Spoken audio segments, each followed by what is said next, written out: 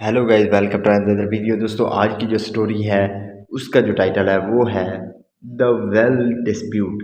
Well वैसे कहते हैं अच्छे को, लेकिन यहाँ पे वेल का मतलब है कुआं। तो डिस्प्यूट कहते हैं झगड़े को। तो कुएं का झगड़ा। वंस एक बार there was a complaint at king Akbar's court. Once एक बार देयर वॉज अ कंप्लेंट।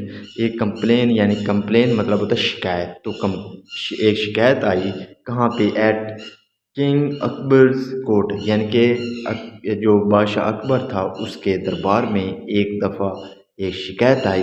तो यहाँ पे जो देयर है वो सब्जेक्ट के रूम में यूज़ किया गया है, और जब ये सब्जेक्ट के रूम में यूज़ किया जाता है तो इसका कोई मतलब नहीं होता, और ये अब ये ऑब्जेक्ट बनता है। ऑब्जेक्ट की जगह इस्तेमाल किया जाता है तो वहाँ का सेंस देता है। There were two neighbours. Neighbour कहते हैं पड़ोसी को। तो दो पड़ोसी थे। Who shared their garden. Garden मतलब होता है बागीचा। शेयर मतलब होता है बांटना, यानी कि वो शेयर करते थे अपना बगीचा, यानी कि एक दूसरे के साथ शेयर करते थे। इन दैट गार्डन, उस बगीचे में, देयर वाज अ वेल। तो क्या था उसमें बगीचे में? एक कुआं था। वेल कहते हैं कुएं को। That was possessed by Iqbal Khan, जो कि पोजेस्ड मतलब होता है मलकियत होना। तो वो मलकियत था किसकी? इकबाल खान की मलकियत था, यानी कि वो कुआं इकबाल खान का था। हिज नेबर, उसका जो पड़ोसी था, हु वाज अ फार्मर, जो कि एक किसान था। फार्मर कहते हैं किसान को। वो फार्मर क्या करना चाहता था? वांटेड, चाहता था, टू बाई, खरीदना, द वेल, कुएं को, फॉर इरिगेशन पर्पस। इरिगेशन मतलब होता है अच्छाई। पर्पस मकसद को कहते हैं, तो वो अच्छे मकसद के लिए उस कुएं को खरीदना चाहता था। देयरफॉर, इसलिए, दे साइंड। साइन मतलब होता है दस्तखत करना। तो उन्होंने दस्तखत किए एन एग्रीमेंट। एग्रीमेंट कहते हैं समझौते को। तो उन्होंने एक जो समझौते पर क्या किया? दस्तखत किए बिटवीन देम। और जो एग्रीमेंट था वो उन दोनों के दरमियान में हुआ। आफ्टर विच, जिसके बाद, द फार्मर, जो किसान था, ऑन द वेल, उसने क्या किया? वो मालिक बन गया, या उससे उसने खरीद लिया उस कुएं को। द वेल, ओन मतलब होता है मालिक होना। इवन आफ्टर, हत्ता के इसके बाद, सेलिंग, यानी कि बेचने के बाद, the well to the farmer, यानी कि कुएं को किसान को बेचने के बाद, इकबाल कंटिन्यूड, इकबाल ने जारी रखा, टू फैच। फैच मतलब होता है लेना, निकालना। तो निकालना जारी रखा क्या? वाटर, पानी को, फ्रॉम द वेल, उस कुएं से, यानी कि कुएं से जो है उसने, इकबाल ने पानी निकालना जारी रखा कुएं को, एक किसान को बेचने के बावजूद भी। एंगर्ड बाई दिस, एंगर मतलब होता है नाराज होकर। तो इससे नाराज होकर, द फार्मर, जो किसान था, हैड कम, वो आया था, टू गेट जस्ट। जस्ट मतलब होता है इंसाफ लेना। तो इंसाफ लेने आया था किससे? फ्रॉम किंग अकबर, जो किंग अकबर, बादशाह अकबर था, उससे इंसाफ लेने के लिए आया था। किंग अकबर आस्क इकबाल, जो किंग अकबर था उसने इकबाल से पूछा। आस्क मतलब होता है पूछना। द रीज़न, वजह पूछी। फॉर फैचिंग वाटर, फैचिंग मतलब होता है पानी निकालना। तो वाटर यानी कि पानी निकालने की वजह पूछी।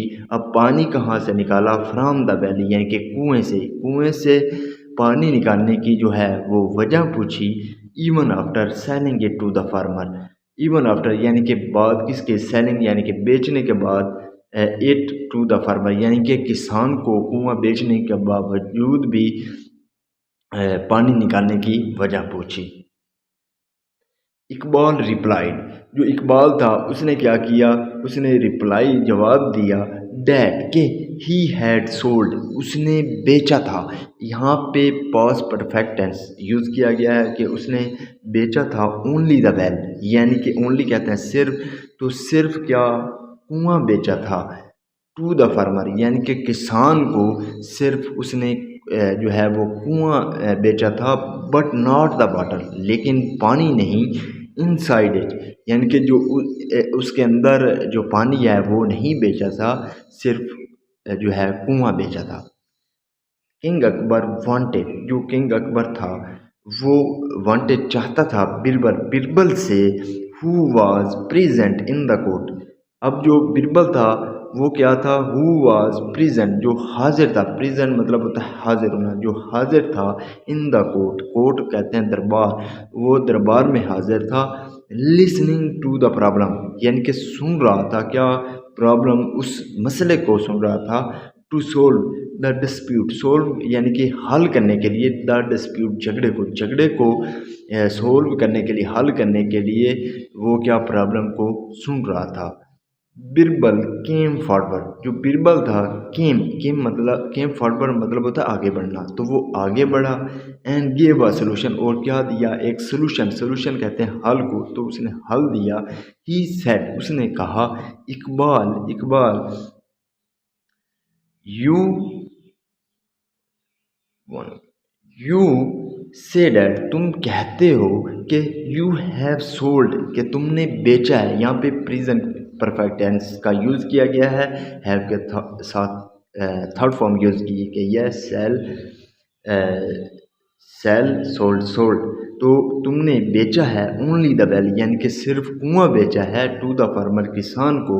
एंड यू क्लेम, और तुम क्या करते हो, क्लेम मतलब होता है दावा करना, और तुम दावा करते हो डैट के द वाटर इज यूअर्स, कि पानी तुम्हारा है। यानी कि तुमने कहा है कि मैंने सिर्फ जो है वो कुआं जो है वो किसान को बेचा था, और तुम दावा करते हो कि उसके अंदर जो पानी है वो तुम्हारा है।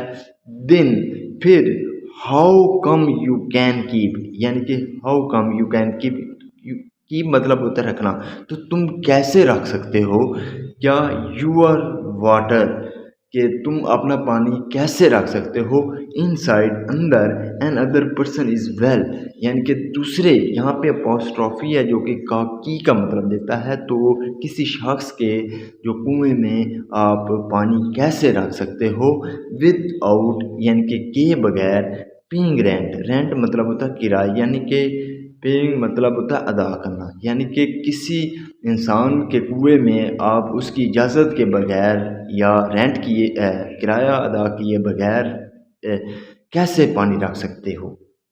इकबाल्स ट्रिकरी, यहाँ पे अपोस्ट्रोफी है, इकबाल्स यानी कि इकबाल का की, ट्रिकरी मतलब होता है चाल, तो जो चाल है वॉज काउंटर, तो उसका क्या विरोध किया गया, यानी कि काउंटर यानी कि जवाब दिया गया।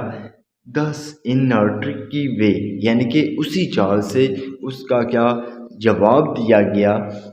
द फार्मर, जो किसान था उसे क्या किया, गॉट मतलब होता है गेट, ये यानी कि ये गेट की सेकंड फॉर्म है, गेट गॉटन या गेट गॉट, तो गॉट मतलब होता है मिलना, तो किसान को क्या मिला, इंसाफ, जस्टिस कहते हैं इंसाफ को, तो उसे इंसाफ मिला।